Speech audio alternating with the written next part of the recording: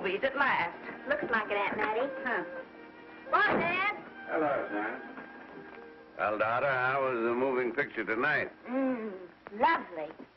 Mice, that's what it was. Just a lot of mice. There wasn't anybody killed in the whole thing. No, well, then I'll stick to these. These don't talk. And that big Clark Norman Maine was in the picture tonight. Never does anything but kiss a lot of girls. Norman Maine is one of the best actors in pictures. You and your movies, that's all you think about. You shouldn't be allowed to go to them at all if you're asking me.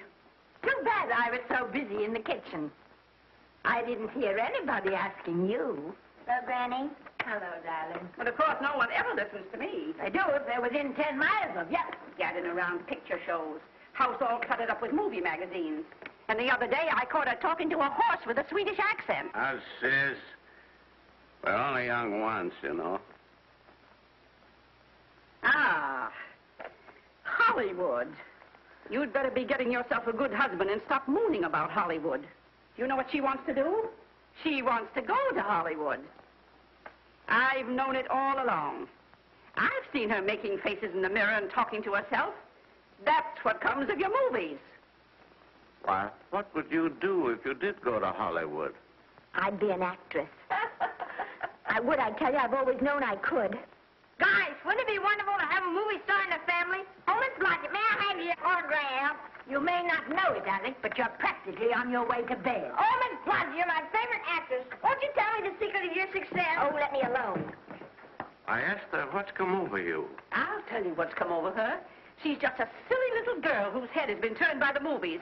And the sooner she forgets the whole thing, the better off she'll be. Why will I be better off? What's wrong with wanting to get out and make something of myself? What do you do that's so much better? Just because you're satisfied to sit here all your life, you think you can laugh at me. Well, someday you won't laugh at me. I'm going out and have a real life. I'm going to be somebody. You know, if it was spring, I'd say give her a good dose of sulfur and molasses. I thought I'd find you. Oh, stop that. Now, stop crying. That isn't going to do you a bit of good. Oh, I'm crying because Aunt Mattie and Alec make me so mad. Well, Alec and Aunt Mattie. Fiddlesticks. They're not important. You're the only one that counts. Esther, everyone in this world who has ever dreamed about better things has been laughed at. Don't you know that? Oh, I suppose I do, but... But there's a difference between dreaming and doing. The dreamers just sit around and moon about how wonderful it would be if only things were different. And the years roll on and they grow old. And by they forget everything, even about their dreams. Oh, I don't want to be like that. I want to be somebody. Oh, yes. Oh, yes. You want to be somebody. But you want it to be easy. Oh, you modern girls give me a pain. When I wanted something better, I came across those plains in a prairie schooner with your grandfather. Oh, everyone laughed at us. They did it all the other pioneers. They said this country would never be anything but a wilderness. We didn't believe that. We were going to make a new country. Besides, we wanted to see our dreams come true. Oh, Granny, it must have been wonderful. It was wonderful. But don't you think for one single minute that it was easy, Esther Blodgett? We burned in summer and we froze in winter. But we kept right on going and we didn't complain because we were doing what we wanted to do. Can you understand that? Yes, I can. Could you do it? Could you do it even if it broke your heart? Because remember, Esther, for every dream of yours you make come true, you'll pay the price in heartbreak. Oh, I know what I'm talking about. You may not believe it, but I was a young girl once. And a very pretty young girl. A lot prettier than you are. And I was in love with your grandfather. And when some Indian devil put a bullet through him, that is, it had gone right straight through my heart, too. But I remembered all he taught me. And I went right on. I buried him out there on that wilderness with my own hands. And I went right on that same day. And I kept right on going. Even when your mother was born. Oh, Granny, I want to make it worthwhile.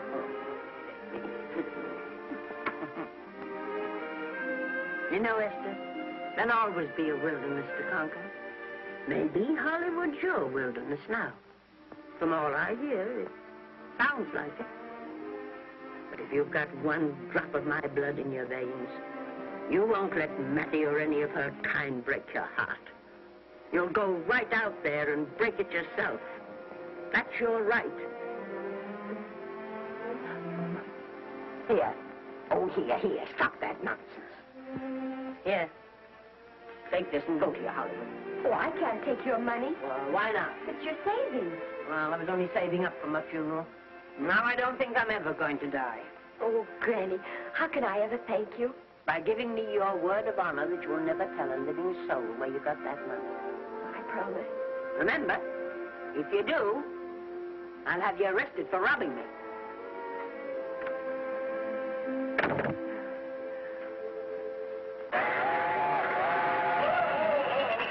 Here we are. Something, Granny? Oh, I can make it, dear. Oh, thanks.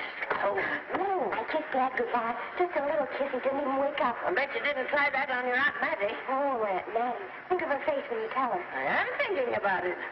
I've waited for that chance for 30 years. There she is, girl. Oh, thank you, Cousin.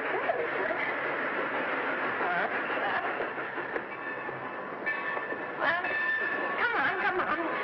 Here's your prairie schooner.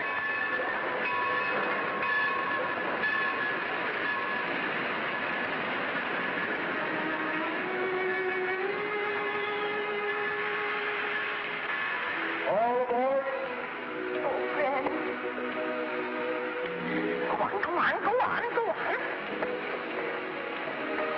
Goodbye, Granny. Goodbye. I'll be waiting for you in those movie pictures. Don't tell Mattie. You know, my eyes are not as good as they used to be, but my ears are all right. So you remember, talk up good and loud. All aboard. Bye. Bye. Bye, Granny. Bye.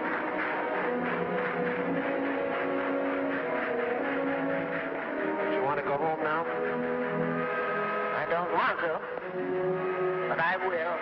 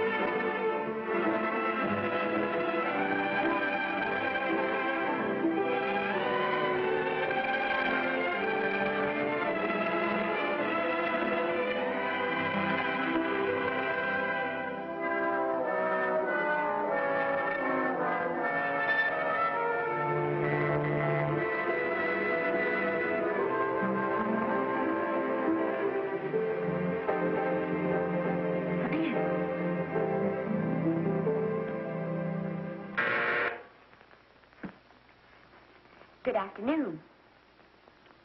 Day, week, or month? Well, it's a little hard to say. You see, I'm going into the movies. Well, you better take it for a week. It'll break your jump to Beverly Hills. Are all the studios really near here? All except Gaumont British. I suppose the best way to get a job is to go straight to the studios, isn't it? I haven't any illusions, you know. I'm perfectly willing to begin with a little bit of a part, or even as an extra. $6, please, in advance. Oh.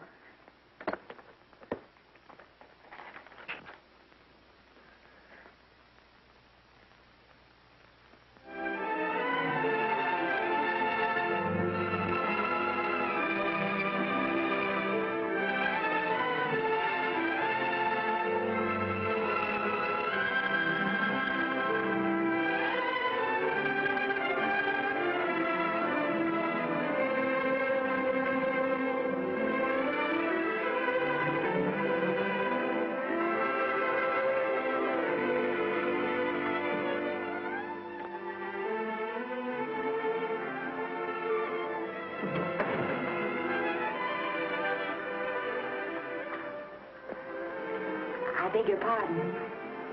I'd like to register for extra work. How long have you been in Hollywood? Well, it's about a month now. We haven't put anyone on our books for over 2 years. Come here. I'd like to show you something.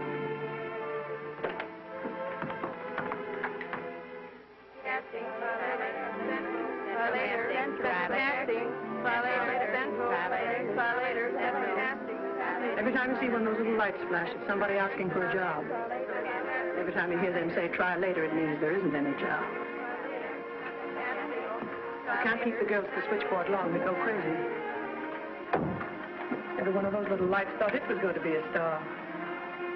Still want to go in the movies?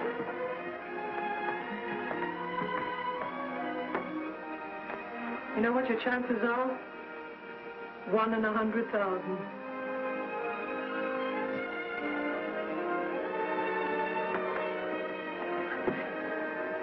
But maybe I'm that one.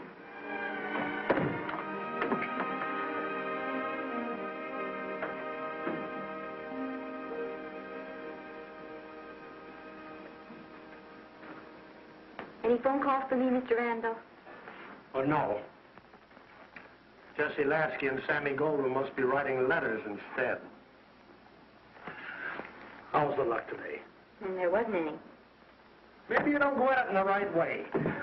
Now take Danny McGuire here. He knows the ropes. Don't you, Danny? Sure, I've had him around my neck for years.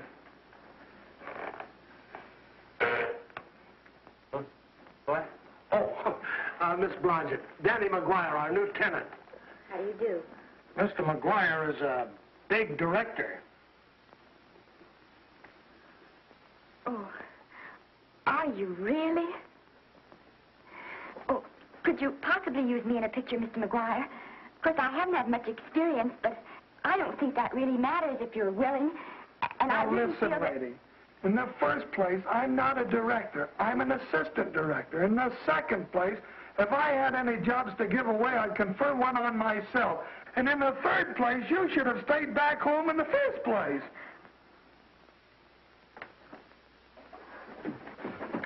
Oh, now look what you've done. Hey, wait a minute. Hey, don't be that way. Don't do that. Gosh, I didn't mean to get tough, but a guy thinks he's being kidded when somebody asks him for a job and he hasn't got one for himself. After all, I'm not a big enough shot to hurt your feelings. I'm sorry. It wasn't just that. It was a lot of things. Looking for a job every day and never getting any nearer to it. I guess I was beginning to get a little scared. I know. Lady, do I know. Well, there's only one thing to do for that feeling when you're tired and sunk and down to your last nickel. Come on and I'll buy you a drink. Well, it's not as bad as down to the last nickel. I still got $11 left. $11? You're going to buy me a drink. Come on.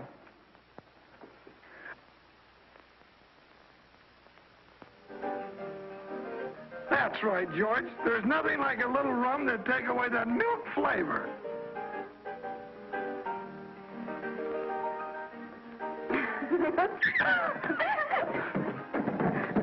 I beg your pardon. Certainly.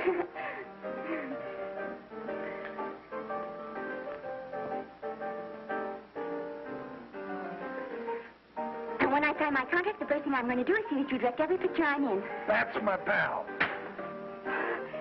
Of course, I'm going to be perfectly nice about it, but I'll just insist. Now, that's the way to talk. Don't let them lick you. Oh, I should say they can't lick me. If they try anything like that, what? I just won't sign. Now, that's right. What have you got to lose? Another one of these and we'll open our own studio.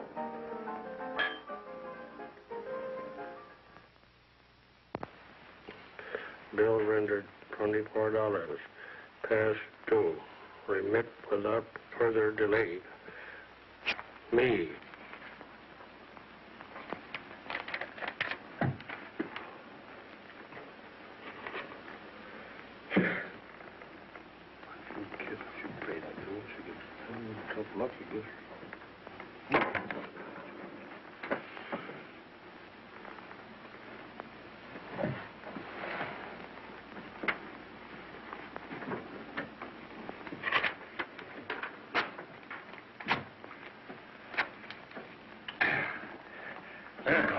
Fifth race. Tricap. Who's racing Tricap?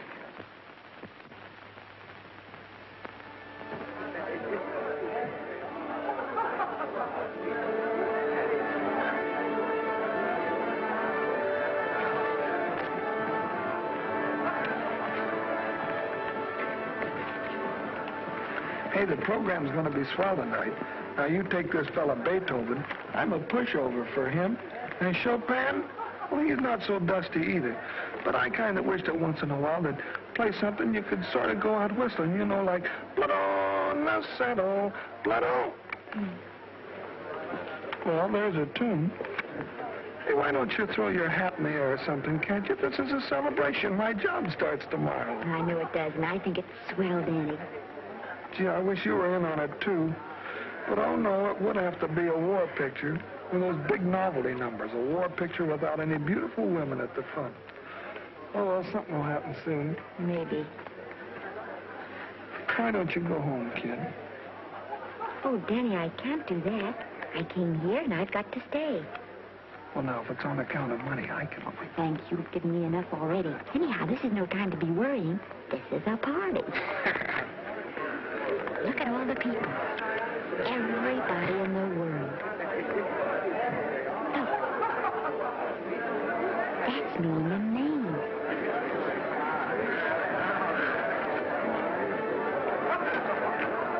And he seems to have had that one extra cocktail.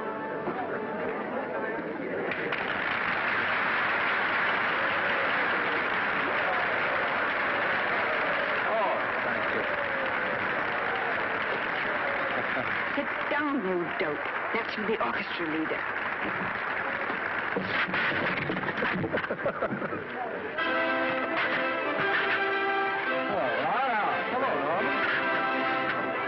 Oh, Mr.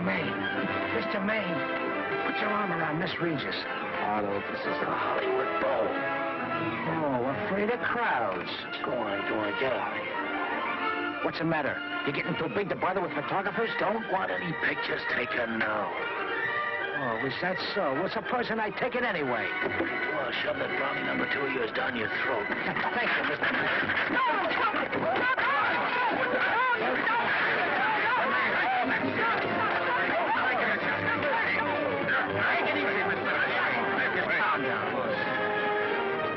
Normie, come back and sit down. Everybody's laughing at you.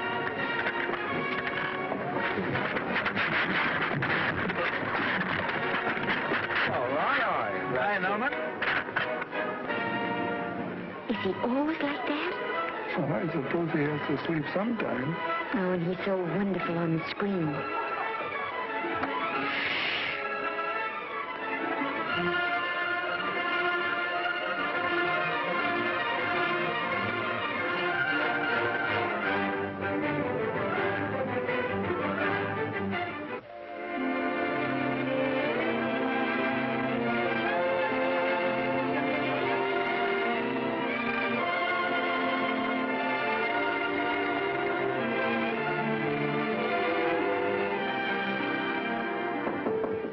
Come in.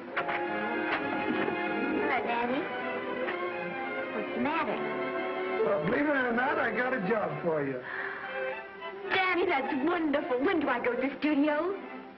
Well, you don't exactly go to the studio. Oh, it's on location. Well, it's not exactly on location. But of course, I have any makeup. Will you tell me what to get and sort of help me put it on? Well, you don't exactly need any makeup. You see, it's not really a picture job. It's being a waitress. Oh. Well, it's kind of a picture job if you look at it right. You said it was a waitress. Well, it's waitressing for Casey Burke, the big director over at our studio. He's giving a party tonight to kind of celebrate on account of finishing the picture, and he wanted me to get him an extra waitress, and it's $5. And I thought of you right away, Esther. That was awfully sweet of you, Danny. Well, there's going to be a lot of big people at Burke's house tonight, and I'll bet you there's any number of big directors, and if you're there, maybe they'll notice you.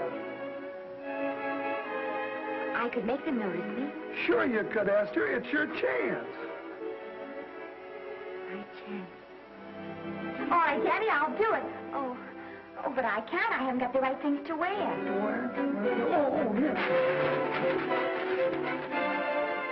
Now, you don't think the wardrobe department's right next to my office for nothing, do you? A perfect fit.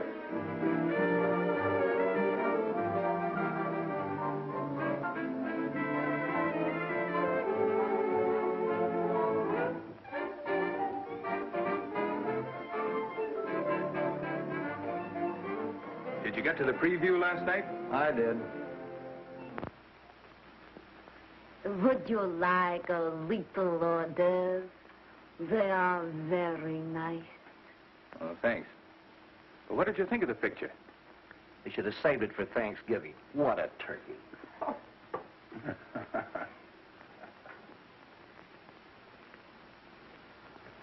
Will you have some hors d'oeuvre? You do like hors d'oeuvre, don't you? I don't think there's anything so enjoyable as hors d'oeuvre before supper, and these are rarely delightful.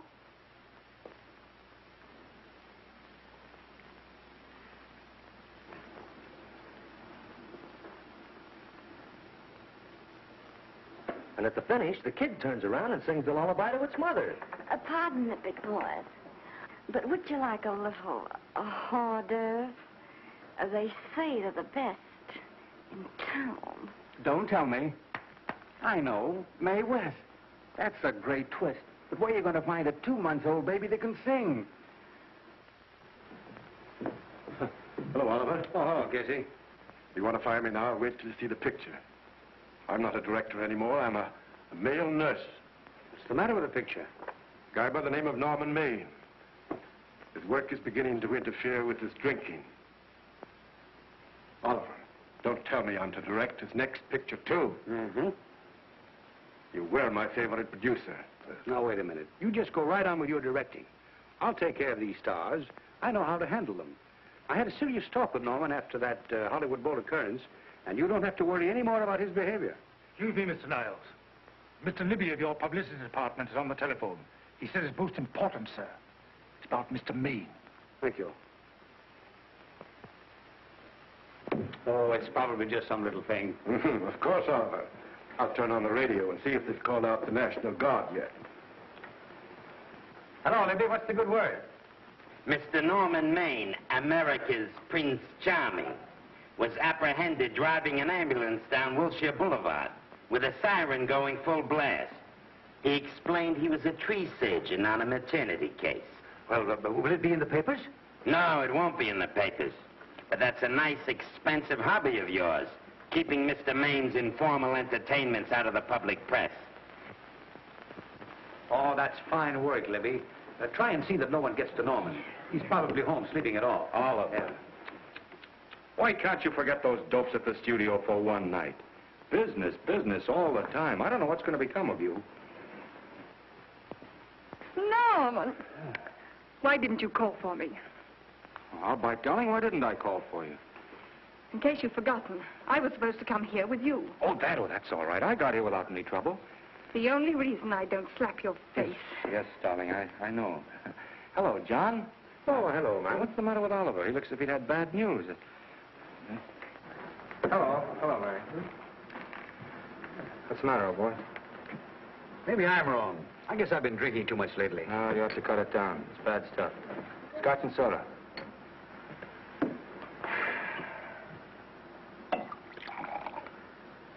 Come on. The word, you know, is pronounced when. Bad dialogue, Oliver. I'd rather not watch this. You know best. Soda. Thank you. Oh. Go ahead and say it. I've got it coming to you. Don't make it tougher on me, Norman. I don't want to stand here and preach, but take a look at my side of it. I'm trying to make pictures with you. I know. Costs are going up, and the grosses are going down. No, it isn't that. I've made lots of money with you, and I can afford to take a loss. But I hate to see you going the way of so many others. Why don't you get Lloyd's to insure you against me? You can't get insurance against a man forgetting who he is. You're a great star, Norman, but there's nobody so big that he can afford to have people refuse to work with him. Who doesn't want to work with me? You... Quiet. Listen, I know plenty of people who do. Yes, and so do I. But your real friends can't stand seeing you start to fall apart. What do you mean by that? The first signs are always the same. Not being able to remember your lines.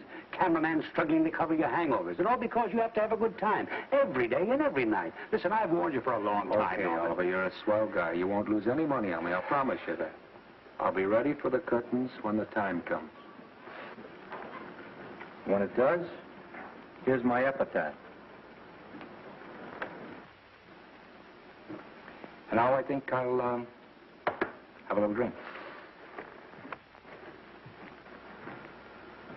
Scotch and soda.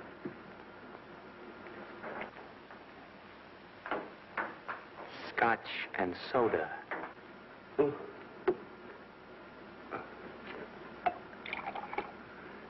Come on.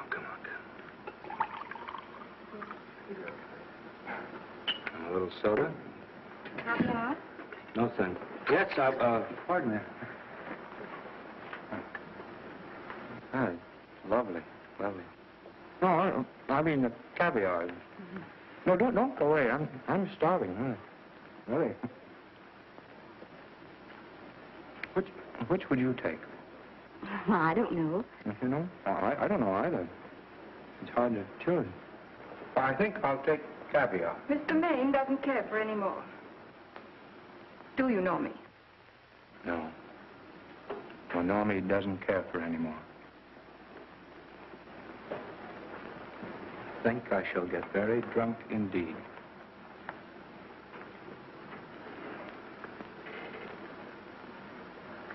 Scotch and soda.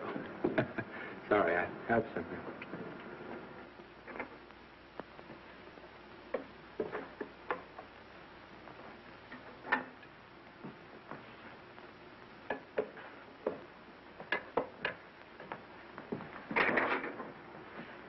Oh. Mind if I help?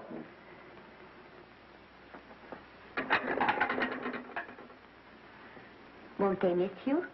Oh, no. They'll just look under the table, and when they see I'm not there, they'll forget the whole matter. Hey, what's your name? Esther Blodgett. My name's Maine. I know. You do? Ah. What's so funny? I was just thinking about all your fans and how surprised they'd be to see you here helping me put plates away. Oh, they don't know my finer side. They'd be pretty envious of me, meeting you this way in person. Oh, you do? Well, tell me, are you disappointed? Yes. Oh, now you've done it. Oh, never mind that. That makes the room look lived in. Tell me, why are you disappointed? I was sitting behind you at the Hollywood Bowl the night you didn't want to be photographed. Yeah. I'm told I crept into many a heart that night. Oh, I can never explain this. You know, you have very pretty hair. You better get out of here. And a sensitive mouth. And a charming little Precisely why are you here instead of with the rest of the guests? I'm just trying to be helpful. I see. Are you sure there's no other attraction? Well, it might be that my old mania for putting plates away is coming back on me. It's rather odd. I always know where I can find you if there's a pretty girl around. It's not only odd, it's embarrassing. You're being deliberately insulting, Norman. I put up with this for long enough. Dear, don't lose your temper. Remember, we must try to keep the voice low. I know you'll excuse us if we go on with our work.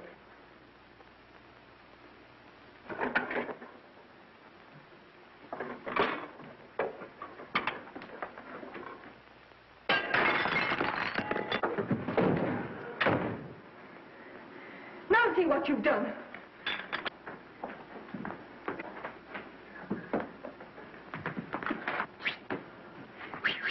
Come here. Help me up. Are you hurt? No more than usual. Come on, the wolves are on us. We gotta get out of here. Oh, I can't. The dishes aren't finished. Oh, yes, they are.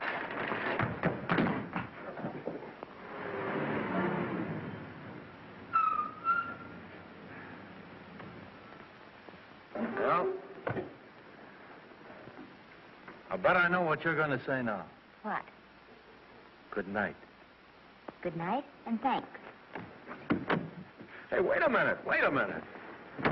Hey, you realize that all I found out about you is that you're foolish enough to want to go into pictures? But why is it foolish? Look at you. Yeah, that's what I mean.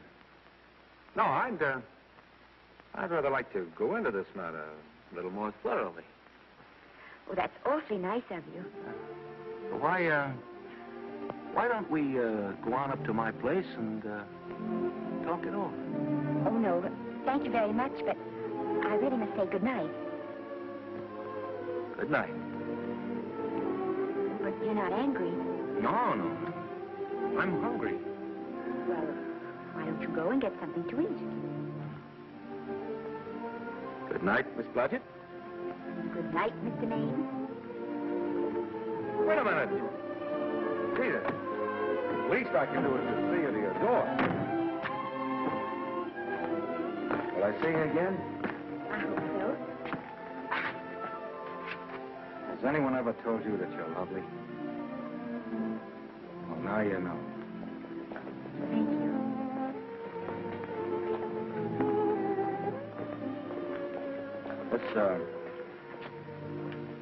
It's hard to say, but I want to say it anyway. You know, I'm a screen. You know, in private life, well, you know. But whatever I do, I still respect lovely things. And you're lovely. You understand? Yes, I think I do. And it isn't that bump on the head that's doing this. Well, I'm glad.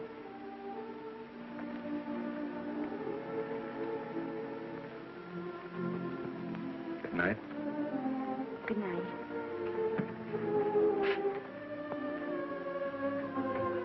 Hey! You mind if I take just one more look?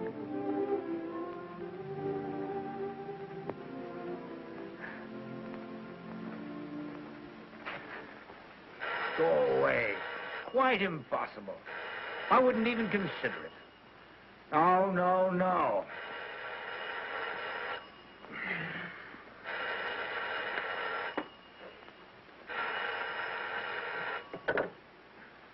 Hello? Who is it? Who? Norman? What have you done now? You're not in jail, are you? Oh. Yes, I see. Oh, it's that again. I see. She's beautiful. Yeah, I know. You want me to give her a screen test? Yeah, certainly. She's got wonderful possibilities. Oh, you know she's got something. Well, you knew all the other ones had something, too. Oh, no. I tell you, Oliver, she's got that sincerity and honestness and a... Sincerity and honestness that makes great actresses. Oliver, I am so sure of this girl that I want to take the test with her myself. Listen, Oliver, you've worked hard. You're entitled to a break. You get...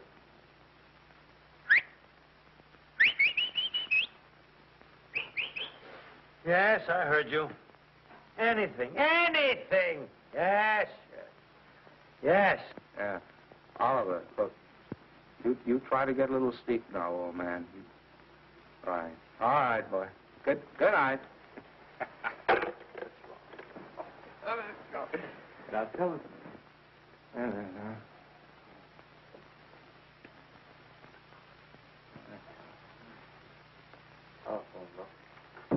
Telephone book.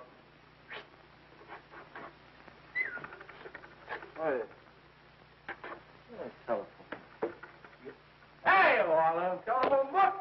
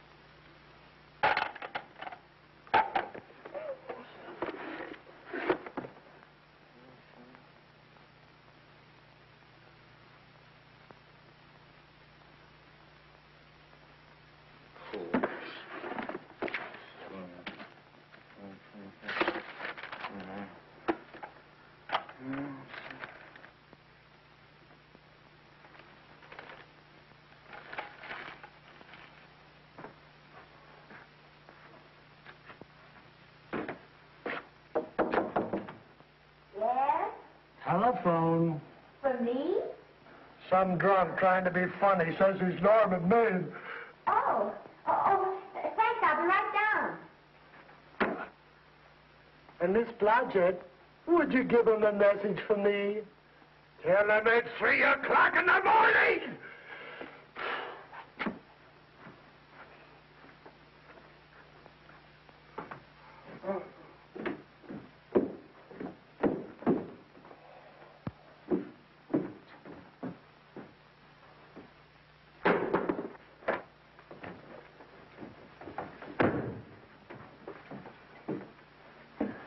Hello? What? Oh. Oh. Oh. Oh, yes. I'll be there. Oh, thank you.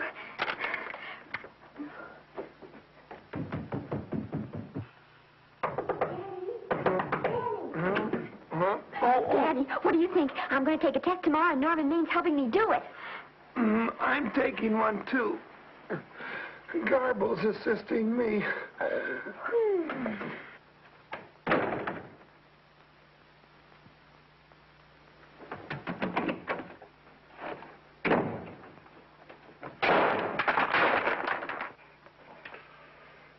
Oh.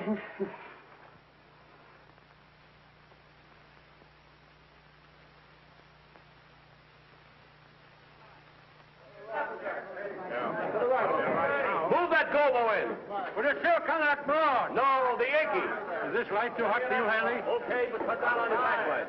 Put a double on that 90. Bring it down a little. That's it. Now put it. Pull down on that 150. Ready to take it. Get pulled down on that 150. Okay.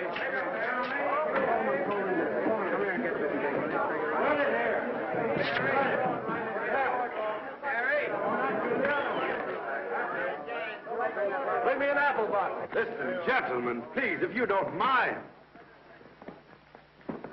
This is just a test. Ready, Mr. Burke? All ready, Mr. Burke. Ready, Mr. Burke. Ready now, Mr. Burke. All ready, Mr. Burke. We're ready now, Mr. Burke. All ready, Mr. Burke. We're ready, Mr. Burke. All right, let's take it. Quiet! Quiet! Quiet! Quiet! Ready, Norman? Yeah. You ready, Miss, what's your name? You'll soon know your name, Esther. The whole world's going to know it. But I'm so scared. Maybe I better not try it today. Oh, come on. Now, don't be foolish. They all had to go through this.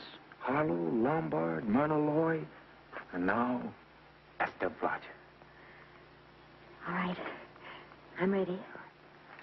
This is a take. Rolling. Quiet. Hey!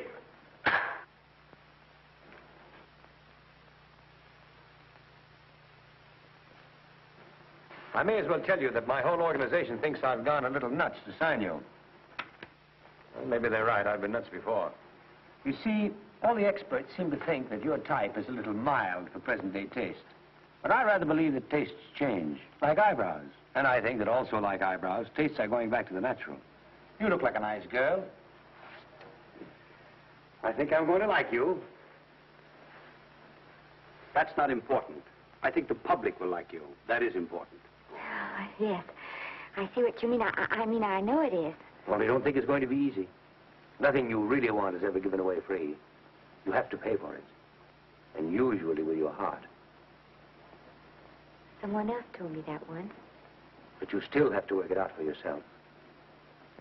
Oh, well, all this is just a long way of saying, I'm glad you're with us and good luck to you. And now I'm going to turn you over to our demon press agent, Libby. Don't let him frighten you. He has a heart of gold, only harder. And for the love of Pete, learn to close your mouth and keep it closed, even in your love scenes.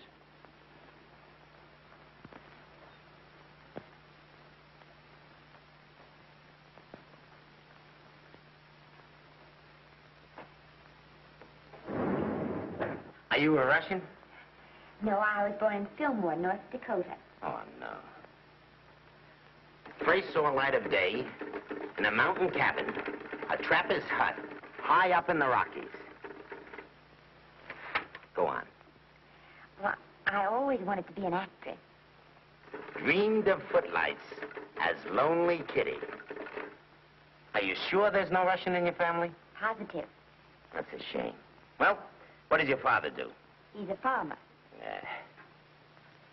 Social registerite father. Fed up with hypocrisies of 400, sought wilderness for consolation. There amidst the mountain flowers, he raised another blossom. His lovely little daughter. What's your name? Esther Victoria Blodgett.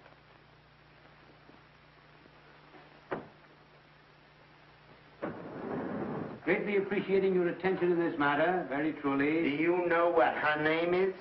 Esther Victoria Blodgett. Hey, we'll have to do something about that right away. Esther Victoria Blodgett.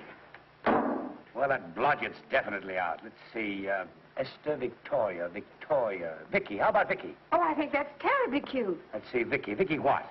Vicky, pronounced Vicky. Siesta, Besta, Sesta, Desta, Festa. Oh, that's very pretty. Jester, Hester, Desta, Lester. Vicky Lester. Oh, I like that.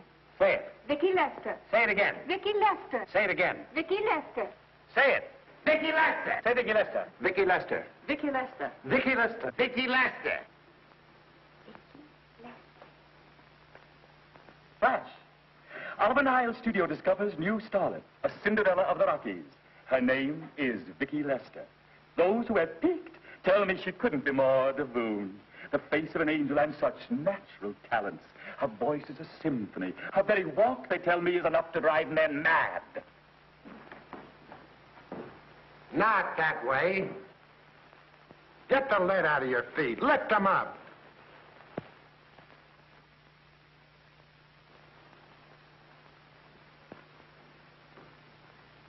That's better. It's terrible, but it's better. The quality of mercy is not strained. It droppeth as the gentle rain from heaven. Cease. Through the mouth, my child, through the mouth. The nose is for smelling roses. Proceed. Does she have to look surprised all the time?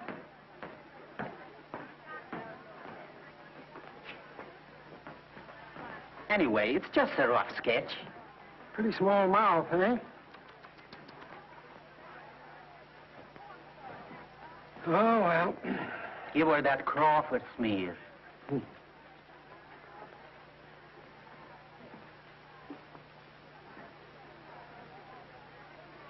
This'll give her that deeply... yeah.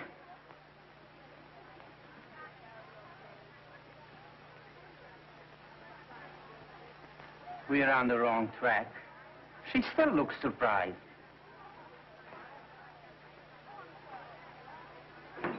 Listen, drunk people. We're shooting on the set this morning, not in the commissary. Now, come on, snap into it. Acme Trucking Company? No. Mr. Smith is not in.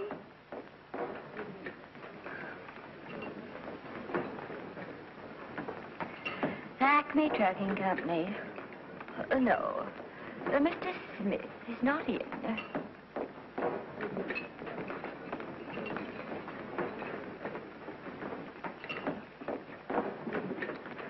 Good morning. What can I bring you, Mr. Maine? That just shows how long you've been here.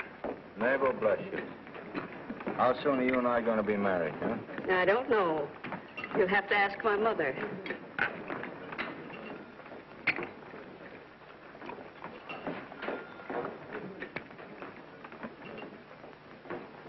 Acme Trucking Company?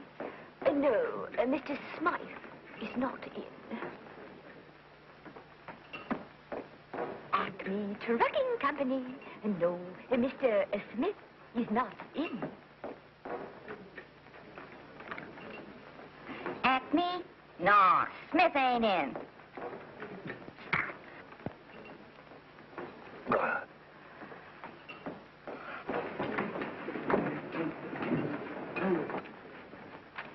Acme Trucking Company? I'd like to speak to Mr. Smith, please. Mr. Smith is not... Oh, Norman. What's all this between you and Smith? I've got a part. It's only one line, but it's in the picture. It's ambition that made you break that date with me last night. Well, I had to be here so early this morning, and So did I. I had to stay up all night to make it. you've started your picture, haven't you? No, we're still in the testing stage. You can't seem to get the right girl for the lead. Gee, you think with all the girls there are that... Yeah, no, but this one's got to be different. She's got to be little and cute and sweet and intelligent. It'll blow me down. What? Will close my tired old eyes. Well, what is it? Hold everything. Come on. Come on.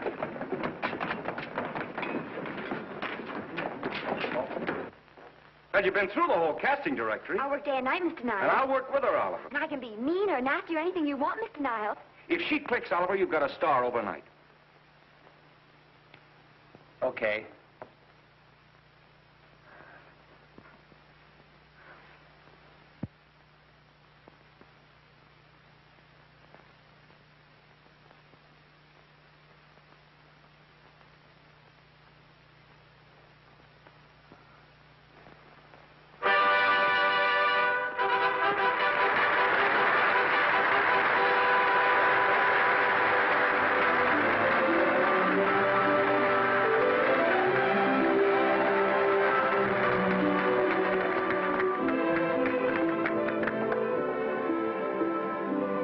Wait till you hear them at the end of the picture.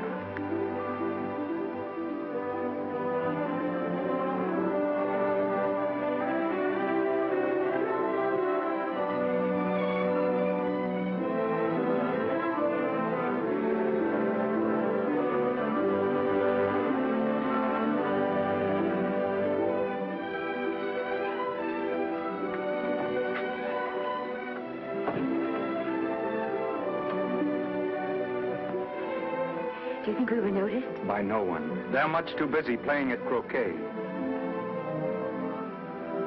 I've loved you all my life. But we only met 2 days ago. That's when my life began.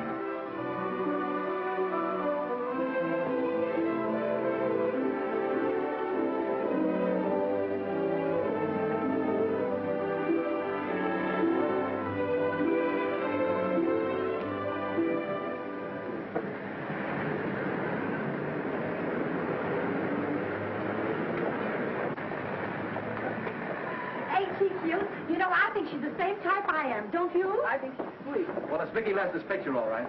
I think she was much better than he was. These producers are so horribly dumb. They won't know how good she is. Well, maybe it's because she's a good girl.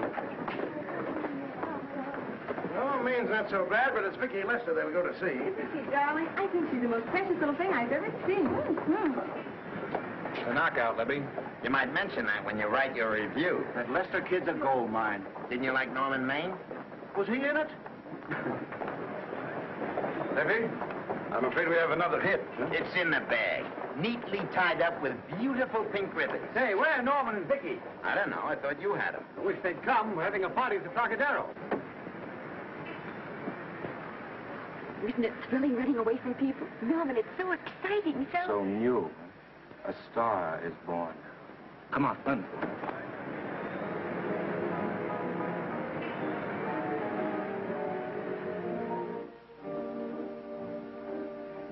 It's wonderful, isn't it? Crazy quilt. Oh. It's a carpet that's spread for you.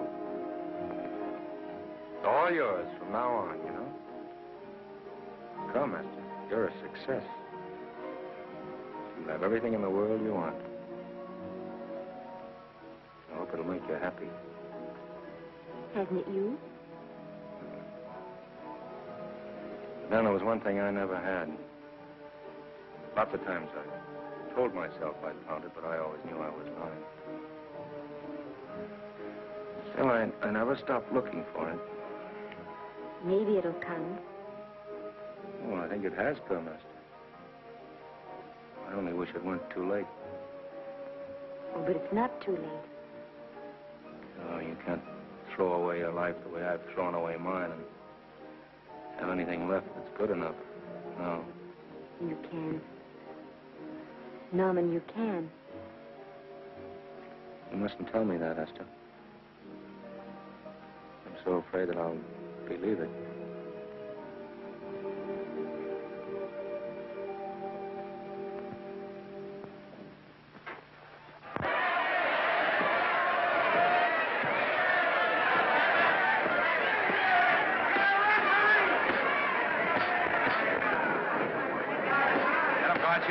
Shoot your right. Swell, isn't it? Lovely. What's got you again? Can't you hear me, Gotcha? Shoot your right.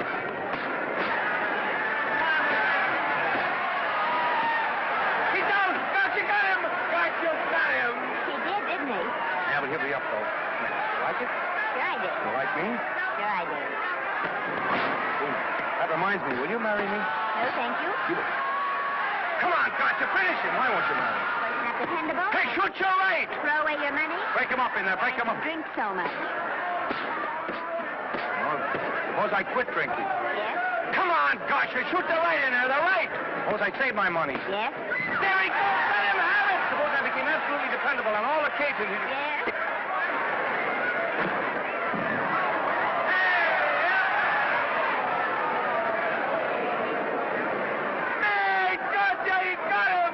He certainly did.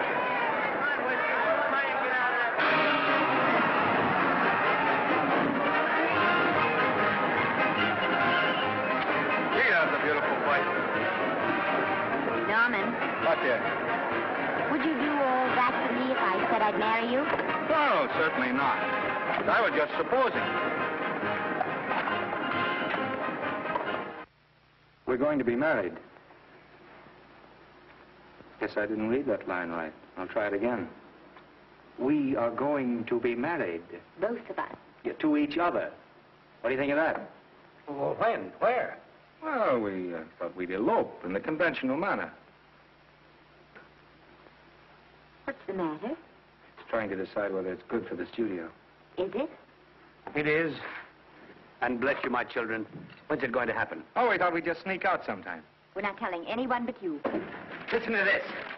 The screen's ideal romance blossomed into breathtaking reality today when Vicki Lester and Norman Maine, America's dream lovers, slipped quietly through the portals of holy matrimony. How does it sound? Horrible. But you see, we're going to elope. Sure you are. It'll be the biggest elopement this town ever saw. We'll get a tie-up with the Army, have you escorted all the way down to Yuma by 20 of their new bombing planes. Is he going with us? Don't you think we can work this thing out better alone? No sense in bothering the happy couple with all the details. I'll see to it that you get a carbon copy of the whole layout. I can hardly wait. I'm sorry we didn't realize that we were in the way. While you're settling the details, you don't mind if I take this woman out and buy her a ring, do you? Sure, go ahead. We want everything legal. That's a charming match. A nice girl like Vicky. And public nuisance #1. Now, wait a minute, Libby. Norman's all right. And if you'll pardon my pointing, Vicky's business is her own. It doesn't require any comments. I wasn't making any comments. I just said it was a rotten shame. So go ahead and plan the elopement. Oh, that elopement stuff is out. You can't get any scope in that. We're going to have a wedding. Where'll we have it? Customary place, I believe, is a church. Nah, it's been done. This has got to be something big. The beach. I can visualize it. The bridesmaids in bathing suits. 20,000 Santa Monica school children spelling out the word love. It's a novelty, but is it big enough? Why not the city hall? A police escort of every motorcycle cop in town. Sirens screaming, confetti pouring out of buildings like the Lindbergh reception in New York, only on a big scale. What's the matter? Isn't it big enough? And now if any man can show just cause why these two may not be lawfully joined together, let him now speak or else hereafter forever hold his peace. Do you, Alfred Henkel, take this woman as your lawful wedded wife? Will you love, comfort, honor, and keep her in sickness and health as long as you both shall live? I will. Do you, I beg your pardon. Do you, Esther Blodgett, take this man as your lawful wedded husband? Will you obey, serve, love, honor, and keep him in sickness and health as long as you both shall live? I will. Place the ring on her finger. Hurry, please. Now, by virtues of the power invested in me as Justice of the Peace of San Bardo Township, County of Los Angeles, I pronounce you man and wife.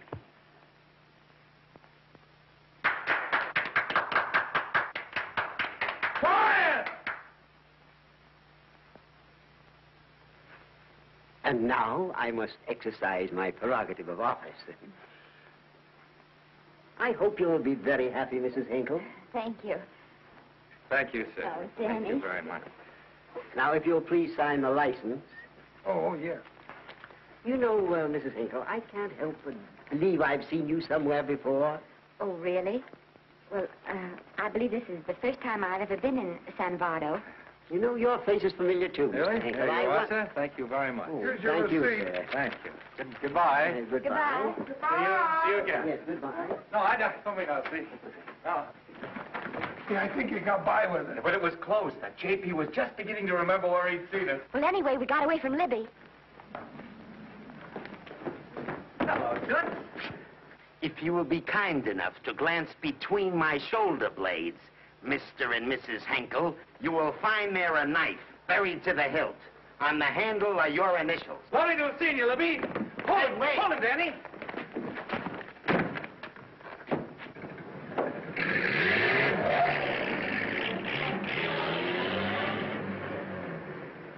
There go a couple of rats I raised from mice.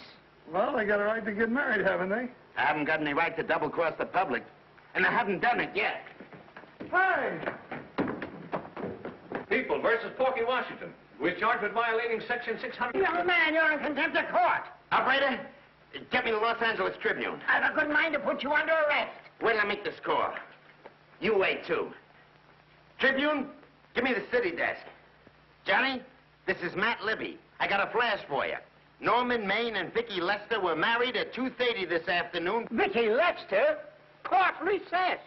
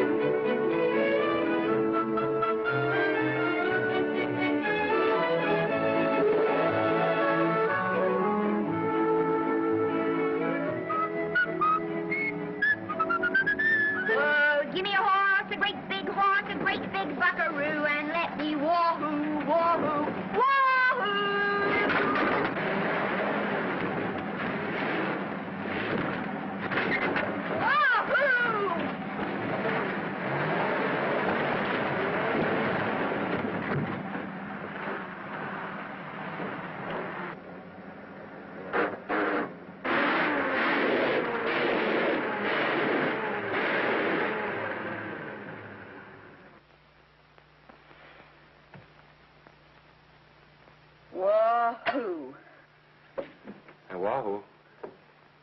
I don't want to sound immodest, but I think I've stripped a gear. Well, sit down, won't you, and let's get acquainted. We'll probably be seeing quite a bit of each other from now on. No. Might just as well break the ice now as later.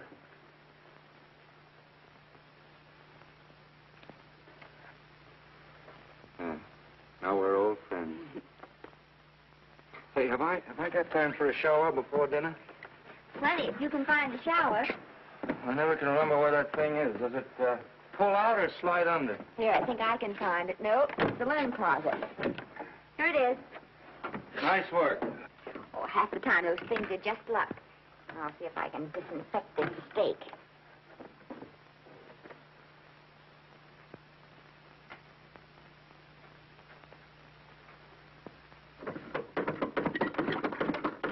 Yeah, Esther, there's no soap.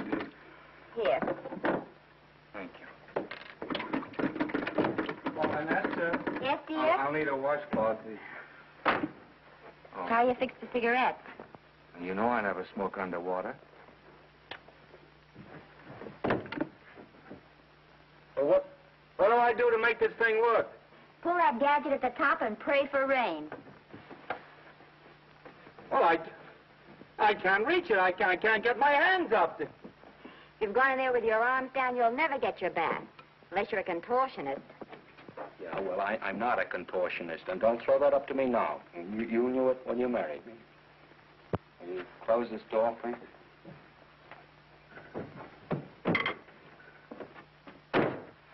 Thank you.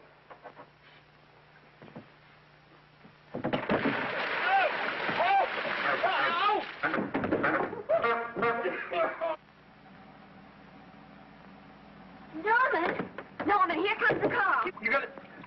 Huh? Here, quick. Quick what? Quick, go out and stop them and ask for help. Oh, I'll catch cold. Oh, you'll get warm again. Yeah.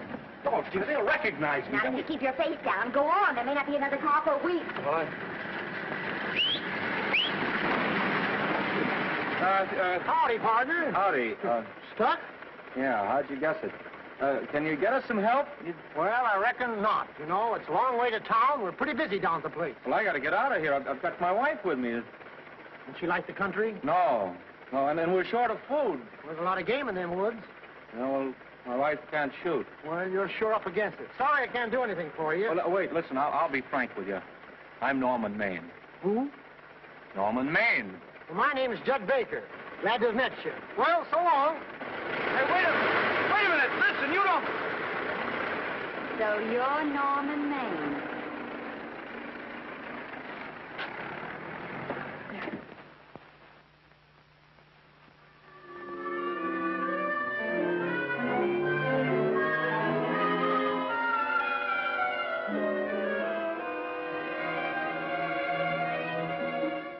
I got my prestige to look out for.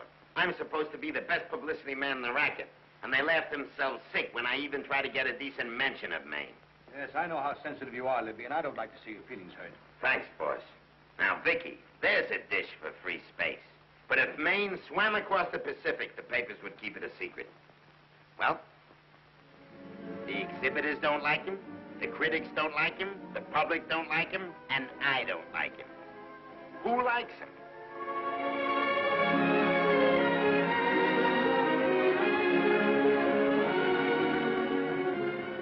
Oh, but, darling, this is almost too much of a surprise.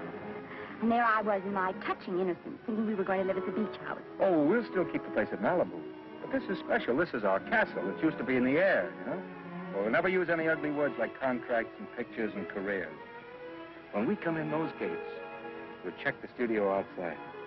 Come on, I got another little surprise for you.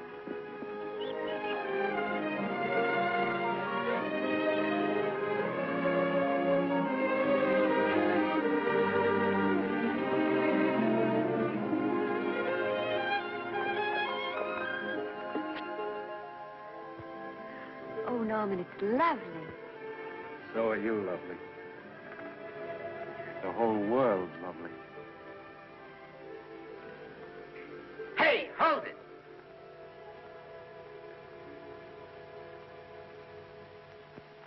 That's it. Caption: Their honeymoon never ends. All right, let's get some pictures. Now, if the bride will sit here and the groom stand behind her, we'll have something unique. Now let's go after something different. You sit down and she'll stand up. Pretty radical, isn't it? Yeah, but in a nice way. Okay, Otto, fire. Caption, their honeymoon begins anew. Ah, the producer. Caption, their honeymoon ceases abruptly. Hello, Oliver, glad to see you. No, I'm glad you're back. Thank you. Vicky, how well you're looking. Hello, Oliver. Am I interrupting? Yes, thank you. Just want a couple more pictures. That's enough of both of them. What they're asking for is exclusives of Miss Lester. Alone. Oh, I see. Well, come on, Oliver, let you and me get exclusive. See you later, Vicky. Well, don't worry, Otto. My camera smashing days are over. They ain't your only days that are over. Oh, hold that, Miss Lester. Gorgeous. Well, Oliver, how's the dividend situation? Very pleasant. I think we'll show $2 million on the next quarter. Oh, smart move of mine to sell my stock, eh? Oh, well, when you need money, you need it. Well, some people save up for just such an event. You know, there's bound to be a rainy day occasionally. Yeah, but as a citizen of California, I've always refused to admit that. Yes, I know, but still it does rain. Well, anyway, you can thank me for some of those dividends of yours. Mm-hmm. Oh, can't you? Oh, sure. That was a little too quick, Oliver. What's the matter? The Enchanted Hour was a smash hit, wasn't it? Well, it made Vicky a star overnight. Yes, it should have. How about me? Oh, let's talk about business at the office, Norman. Beautiful pool you have here. Beautiful. Oh, now let's talk about it here. Didn't they like me? Well, maybe the pot wasn't just right. That was the best part of the year. Look, Oliver. You think I'm slipping? Can you take it? Yeah, go ahead. The tense is wrong. You're not slipping. You've slipped. Oh, my fan mail's still big. Norman. Fans will write to anybody for a photograph. It only costs 3 cents for a stamp, and that makes photographs cheaper than wallpaper. But every 25 cents they pay for a theater ticket buys them the right to be a critic. And your last few performances, Norman, have not pleased your critics.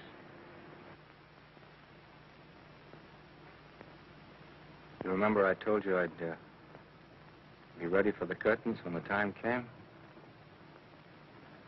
Here it is. Let's call off the contract, no hard feelings. We're not quitting, either of us. There's no explaining these things. We've all seen how the public turns. Maybe we can turn them back. I've got a swell script lined up for you. About Esther. You think that I'm going to get in her way? Well, as a matter of fact, as it happens, there's no part in this story for her. I'd more or less planned to star her in a picture of her own, with that young Pemberton opposite her. He's coming along nicely. Good for young Pemberton. All right, Oliver. We'll make a try at it. Let's hope it's not too late.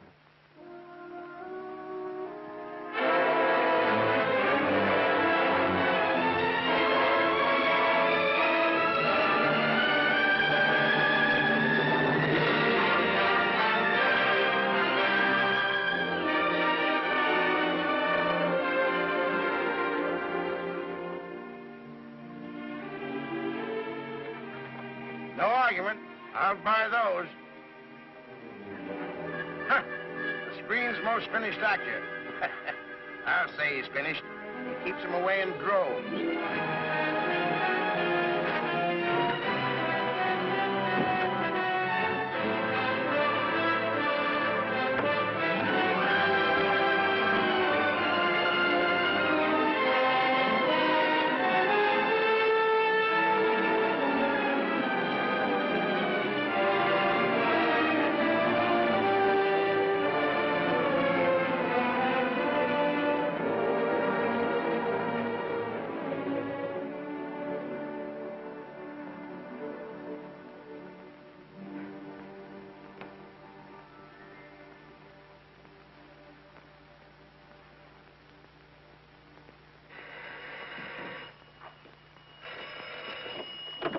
Hello? No, Miss Lester isn't home as yet. No, I'm not the butler. But I can take a message just as well as he can, honest. Oh, is that you, Norman? Swell. Listen, Norman, This is Artie Carver. Hiya, kid. Swell. Say, I hear you're through with Oliver Niles. Is that on the level? Oh, please, Artie. I'm not news anymore. Forget it. Say, what kind of a settlement did you make on your contract? Give me a figure so I can do a story on it. There was no money involved. We just called it quits. Okay, I'll fill in my own figure. Say, by the way, I've been trying to get an interview with Vicky for 2 weeks, but she's always busy. How about you giving an old pal a break by speaking to her for me? Sure, I'll ask her. Swell. Song.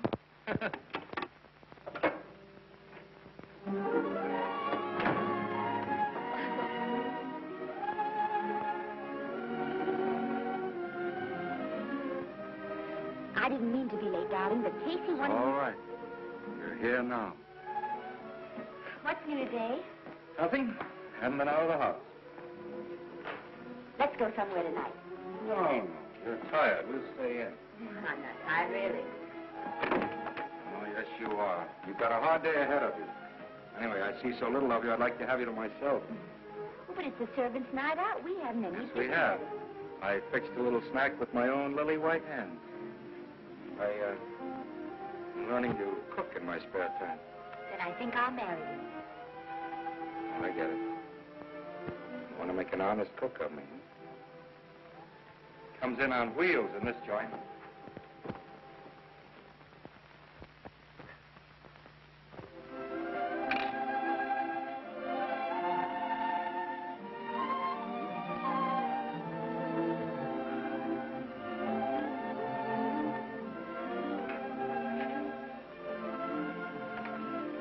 Yeah? How's it look? Wonderful. Huh? That's what I thought. Now then, don't be formal, just pitch in. Yeah?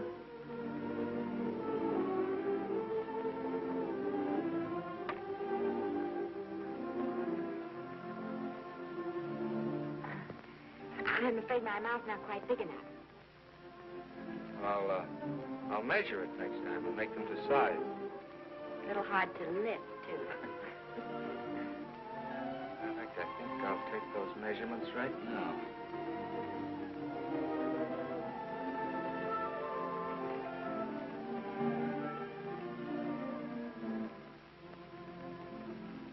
That's what I wait for. All day. That's why I rush home without even changing my costume.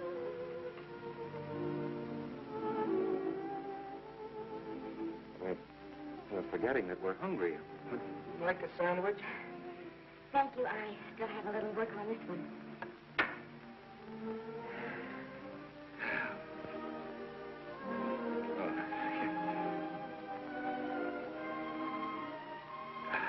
Norman, will you unhook my dress? I can't breathe. Mm-hmm.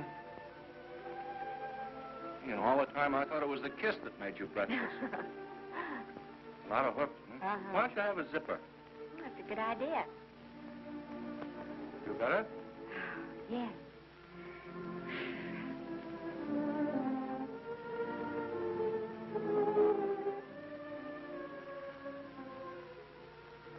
Don't look now, but I think that guy on your left is in love with you. I hope so.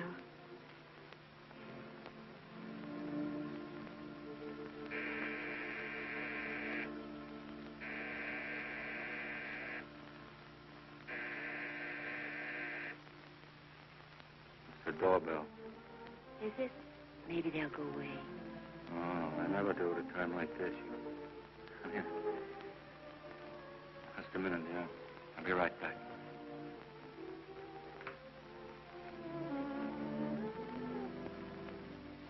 Does Vicky Lester live here? Yes. I got a package for her. I'll sign for it. Well, who are you? I'm her husband. Oh, sure. I'm right here, Mr. Lester.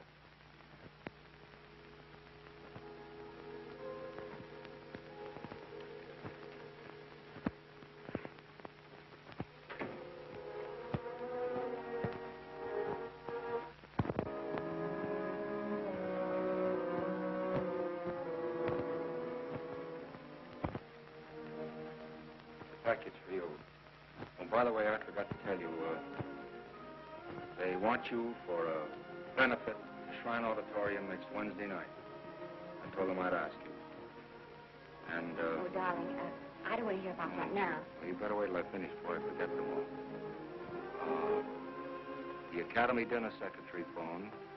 She wants to know if you want a table reserved for you. Oh, yes, Artie Carver called and asked if I'd use my influence with you to get him an interview. I told him I'd try. That was all, I think. Oh, Norman, let's don't talk about those things now. We're forgetting the wonderful food you prepared. Well, I'm not very hungry now. I think I'll fix me a little drink. But no.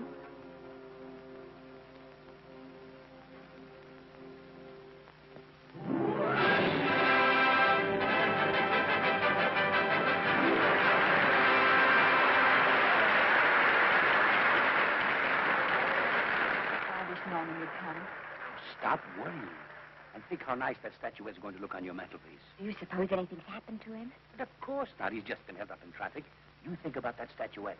And now we arrive at the climax of the annual dinner of the Academy of Motion Picture Arts and Sciences, the highest award within our power to bestow. We have already applauded with our hearts as well as our hands, while awards have been given those gentlemen who during the past year have rendered distinguished service to the motion picture industry. We now pay honor to the lady, or rather to one lady. We offer to her the Academy Award for the finest performance of the past year. She has already had the world's acclaim, but this is the tribute of her fellow workers, the men and women of this industry. It is not only my pleasure, but my privilege to present this award to the actress who created the unforgettable Anna in Dream Without End, Miss Vicki Lester.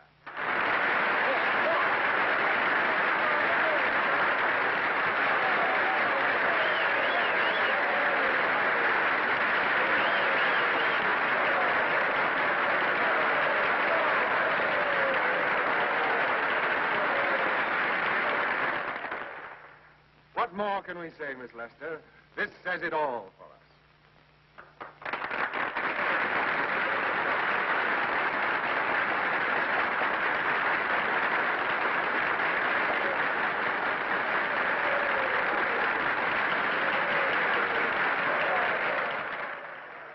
Ladies and gentlemen, when something like this happens to you, and you try to tell how you feel about it, you find that out of all the words in the world, there are only two that really mean anything. Thank you. All I can do is to say them to you from my heart.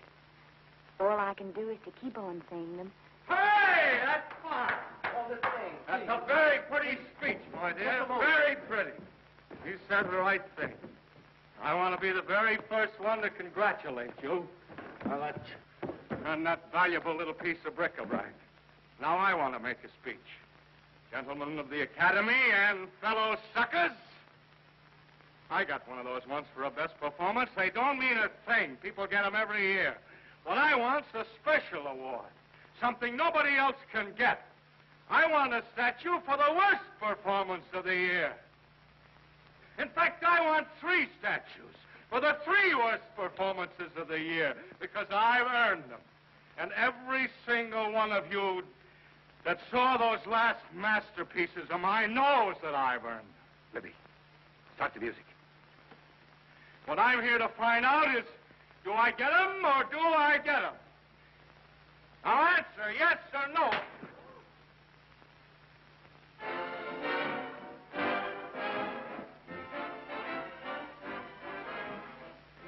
Norman, darling, let's go and sit down.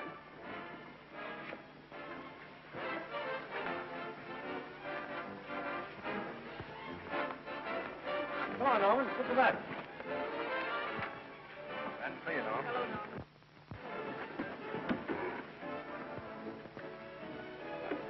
Well, Norman, how are you? Hi, Oliver.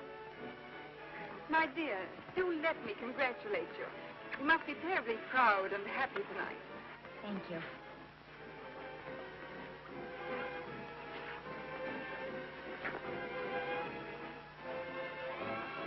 Somebody give me a drink.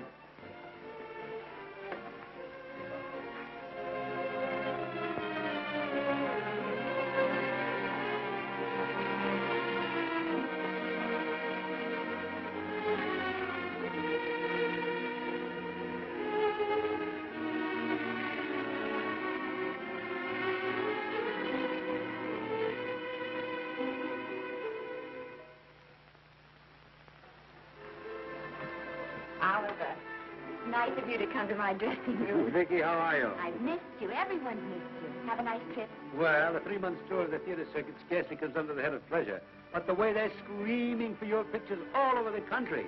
Miss Lester, if I may talk shop, you are a knockout. Thank you. It's good to hear that. You've been crying. A little. How's Norman?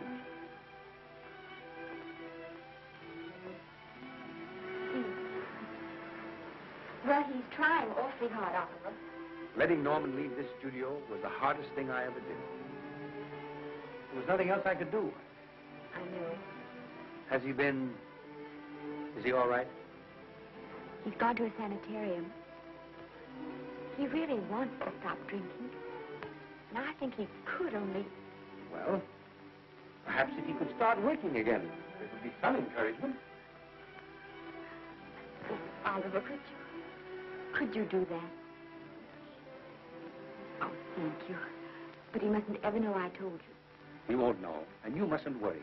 I want you to keep up your good work in this picture. I'll try, Oliver. That's the one thing I can do for you.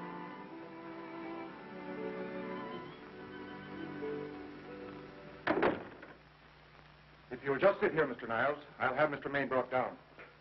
Thank you. Brought down.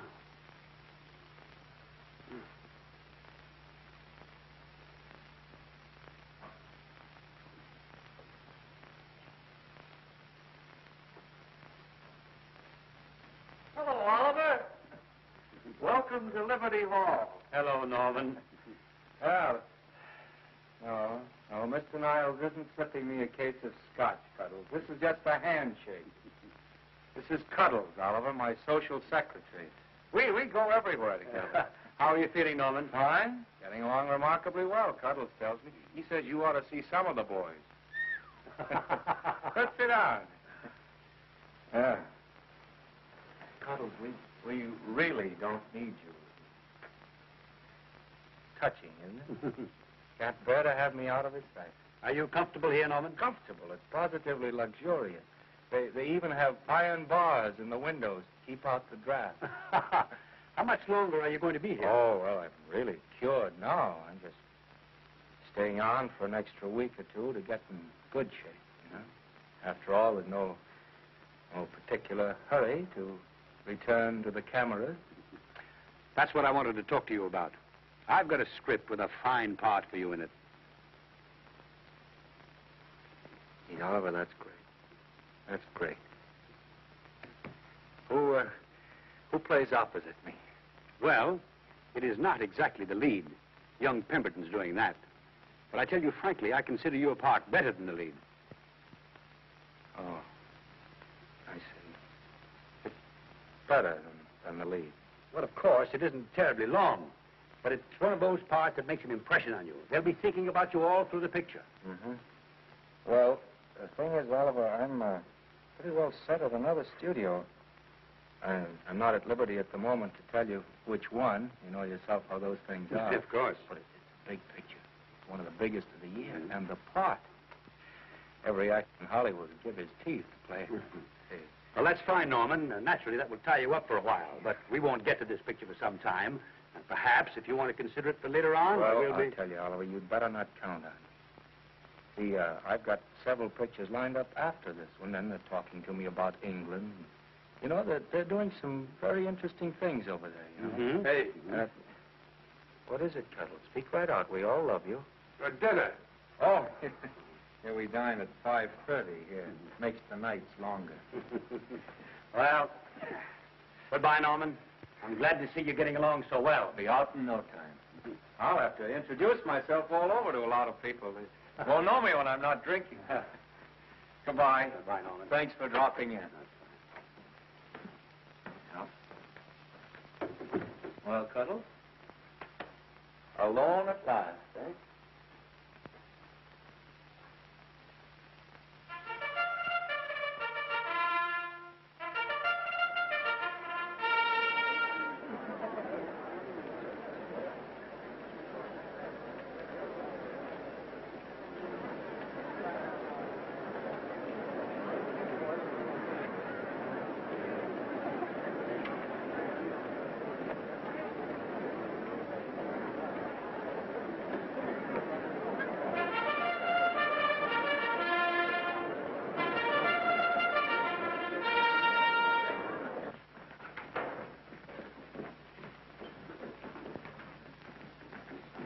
Oh, Bert?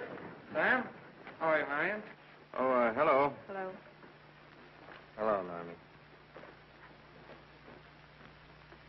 Glad to see you. How I hate to run into these has-beens. They give me the creeps. Me too. He was good while he had it. And he had it quite a while. Hello? Hello, Mr. Maine. I haven't seen you in a long time. Oh, I've been resting. Ginger ale, please. Ginger ale and what? Ginger ale and ginger ale. A new leaf? A whole new book. Thank you. Scotch straight. Hello, Libby. Why, it's Mr. America of yesteryear. Do they let you wander about now without a keeper? Oh, sure. I'm a trustee now. Didn't expect to find you at Santa Anita. What do they do with the actors while you're away? Oh, they cut them into slices and fry them with eggs.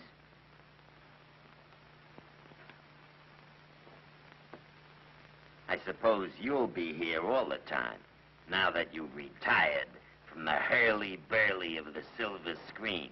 Well, we're living down in Malibu now and pretty lonesome with Esther away working all day.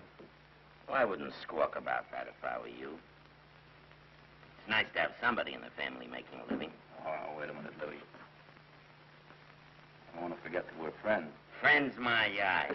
Say, listen, I got you out of jams because I had to. It was my job, not because I was your friend. I don't like you, and I never have liked you.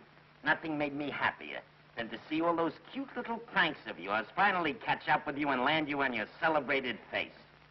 Pretty work, Libby. Always wait till they're down, then kick 'em. I don't feel sorry for you. You fixed yourself nice and comfortable. You can live off your wife now. She'll buy you drinks and put up with you even though nobody else will. Wait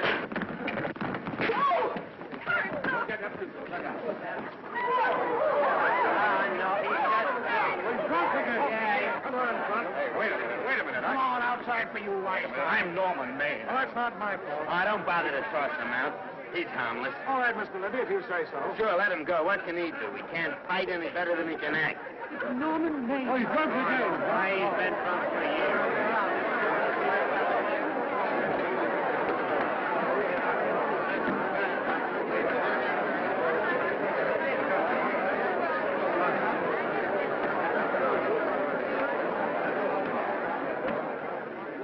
Give me a scotch. Double. Leave the bottle here.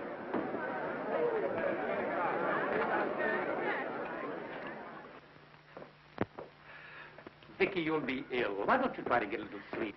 But he's been gone 4 days. 4 days and not a word.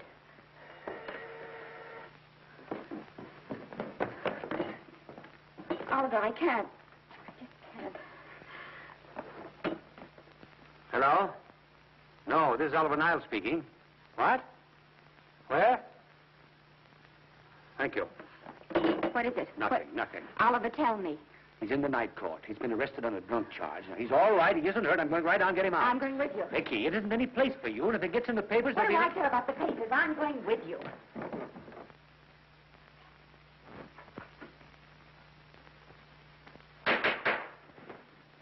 Division 30, Municipal Court, County Los Angeles, now in session. The Honorable George J. Parrish presiding. Be seated, please. Were you able to do anything? Judge wouldn't even see me.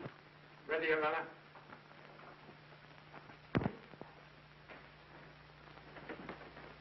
I want to advise you that you're entitled to be represented by counsel, to be confronted by the witnesses that may testify against you, to compel witnesses to attend on your behalf to a public and speedy trial by the court or by a jury, and the right to be admitted to bail. Call the first five.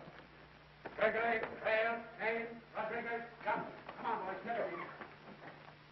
Go ahead. Move along. William Gregory. Rain drunk, picked up at 5th in town. Asleep in the gutter. 14 similar offenses in the past 6 months. Still at it, Gregory. How do you plead? I don't feel so bad. I didn't ask you how you feel. I asked you how you plead. Guilty, I guess. When did you get out the last time? Just before Christmas. Well, I'm sorry you'll have to miss New Year's. You'll be out in time for Washington's birthday, 60 days. Milton Rails. Plain drunk, picked up on Brooklyn Avenue, given treatment at receiving hospital, then removed to jail. How old are you, Rails? 17, sir. Did you take a good look at those men in the cell with you last night? Yes, sir. And have you taken a good look at yourself this morning? No, sir. Well, I suggest that you do. $5 or 2 days. Sentence suspended. Oh, Judge. Alfred Henkel, more commonly known as Norman Maine. Drunk and disorderly. Cracked car into tree at Sunset and Coronado. Evidently been drinking for days. Resisted arrest and injured one of the arresting officers. How do you plead? Guilty. You're Norman Maine, the actor, aren't you? You've come pretty low, haven't you? There isn't a man here who's had the advantages you've had. Look what you've done with them. You're nothing but an irresponsible drunk, driving about the streets with the power to inflict death or injury on innocent people. I think we'd better deny you that power for a while. 90 days in the city jail. Please wait.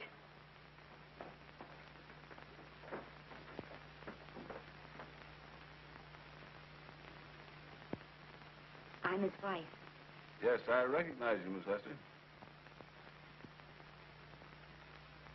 Please, Judge.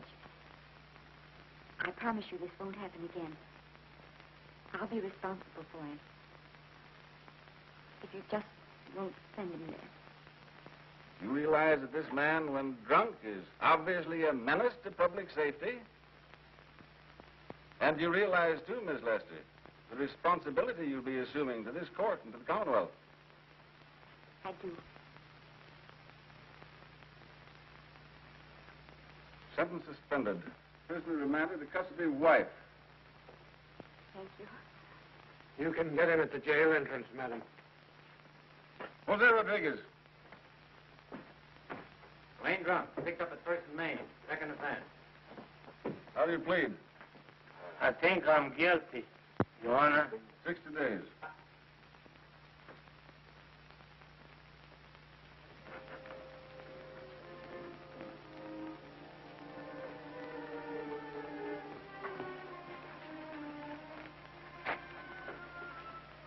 Yeah, I'm so tired. Hold it, Mr. Maine. A picture. Oh, no. What about a statement for the press? Oh, no, please.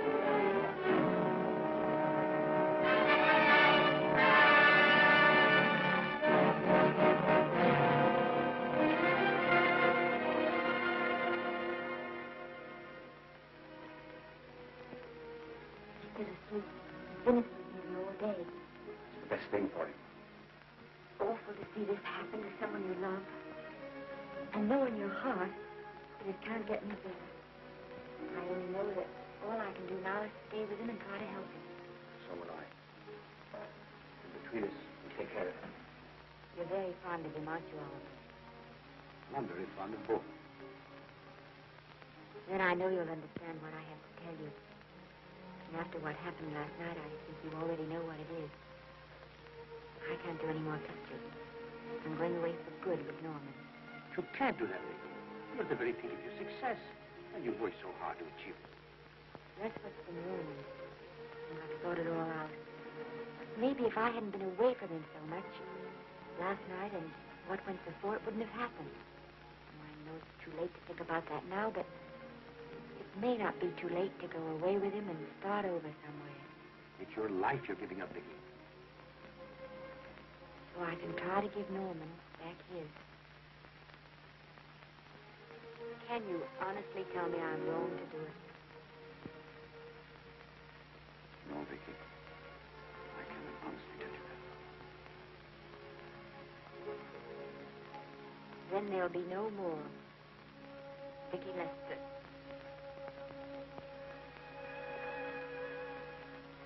No, what is it all?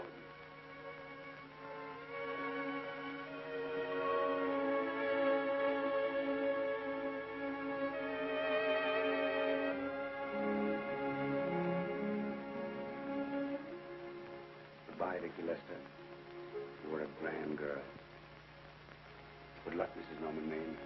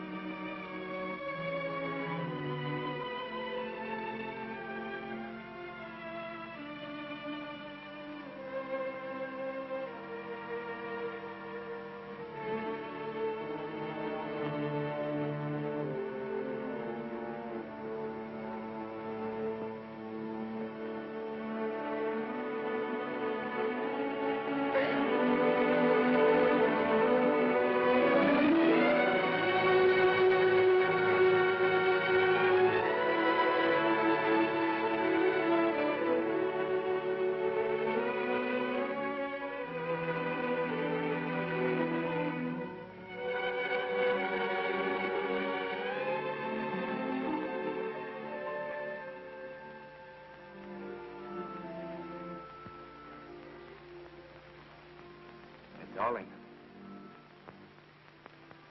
Mrs. Maine coming in to apologize again. Oh, I'm sorry, dear, but it isn't you. What other troubles have you got? None. I was just playing a scene with myself. Now, look. I'm just coming out of the jitters, and you're just going into them. This is a swell household. Isn't it? I'll tell you what we'll do. I'll promise to brace up if you'll go on the wagon. I guess I have been drinking too much. You know what I'm going to do? I'm going to be an athlete. You mean with great big muscles and everything? Well, roughly speaking. Gonna join the YMCA? It costs too much. I'm going wading up in our front yard. No? Sure. Would you like me to go with you? Sure, if you'd like to. No, Miss, I don't think I will. It might spoil this beautiful, natural wave. Yeah, I guess that's right. But, darling, what, could you have a hot toddy, some hot soup for me when I come back? Some hot soup?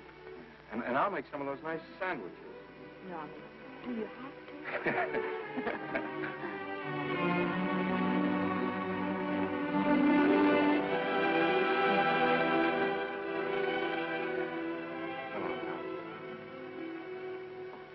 I don't stay in too long.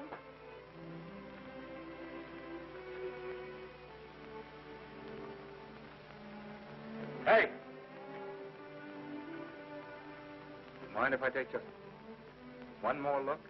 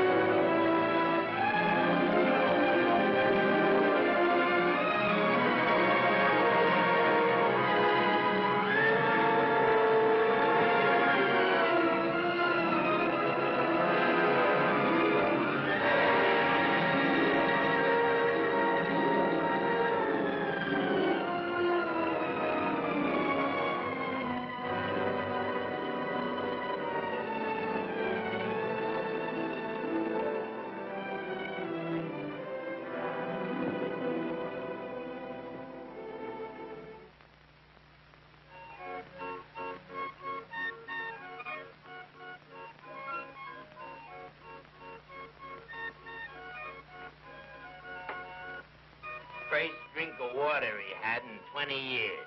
And then he had to get it by accident. Pardon. How do you wire congratulations to the Pacific Ocean?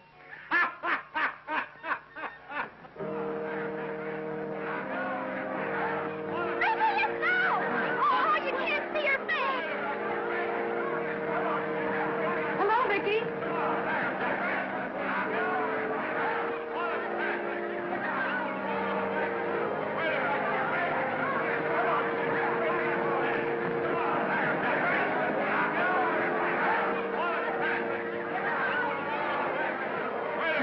Can't you? Come on, Vicky, let's see your face. Vicky, will you sign my book for me? Write Mrs. Norman May. Don't you care, Vicky? You get over it. Stand back, can't you? Don't you cry, dearie. He wasn't so much.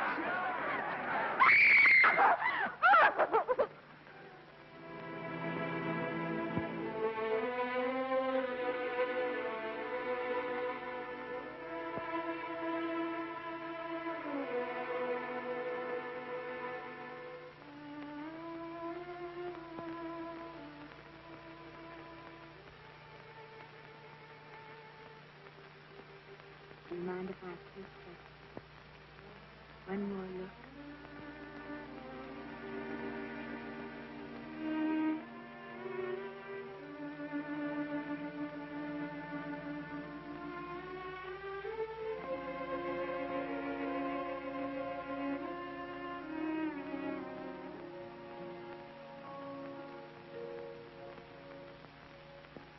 Here are the paychecks for the servants, Graves. You'll find a very nice bonus in each one. Miss Lester asked me to thank you for your kindness and service. If there's anything I can do for the little lady, I should be glad to do it. She would appreciate your attending to the closing of the Beverly Hills house. Put down those trunks. Put it down, I say. Well, where is she? In the bedroom. Who are you? I'm her grandmother. Get up.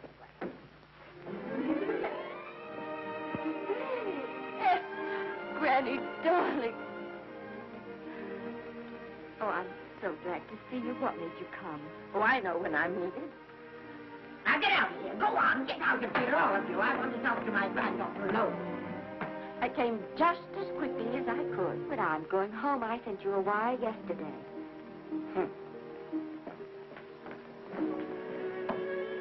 Sit down. Is it true that you're going to quit the movie? I never want to hear them again.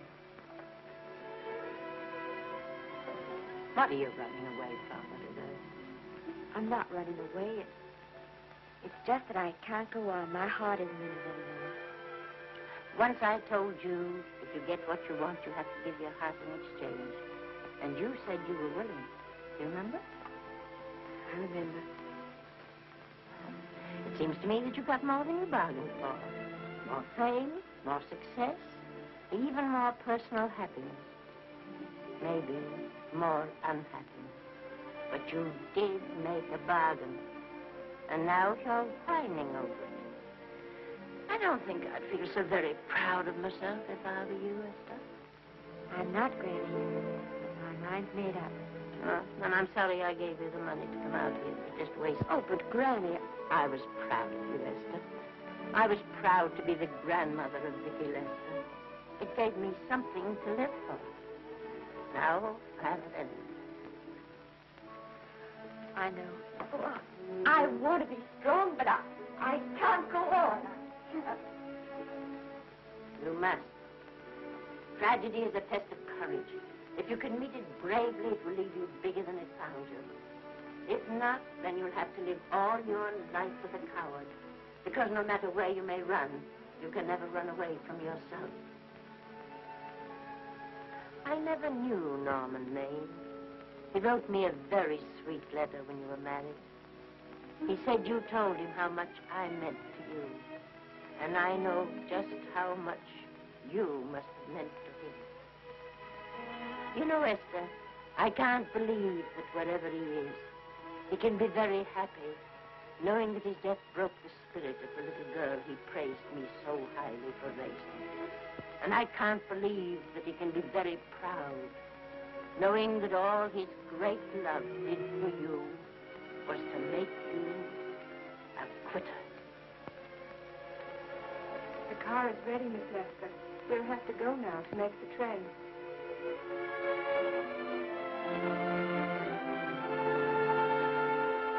Put the car back in the garage.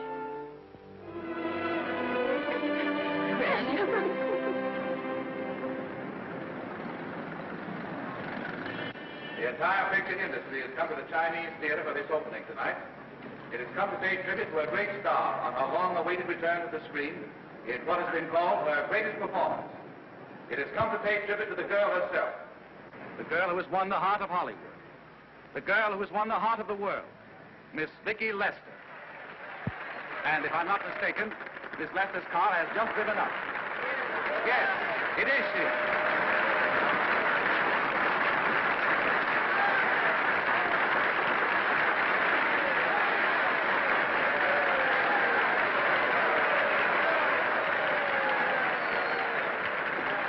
I hope this doesn't scare you too much. I scare very slowly, young man. 6 o'clock, folks, please.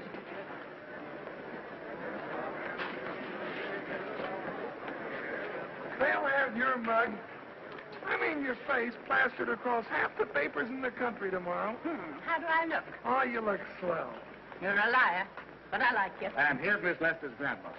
Won't you say a few words to the radio audience, please? Say something, Letty. You know, we've got a thing like that back home where they all listen in on, but we call it a party line. Won't you say something, please? They're listening. Maybe some of you people listening in dream about coming to Hollywood. Maybe some of you get pretty discouraged. Well, when you do, you just think about me. It took me over 60 years to get here, but here I am, and here I mean to stay. Thank you very much.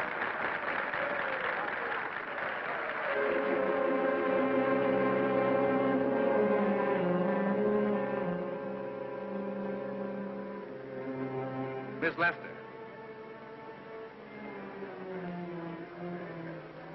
This microphone is on an international hookup. Throughout the world, your fans are hoping that you'll say a few words to them.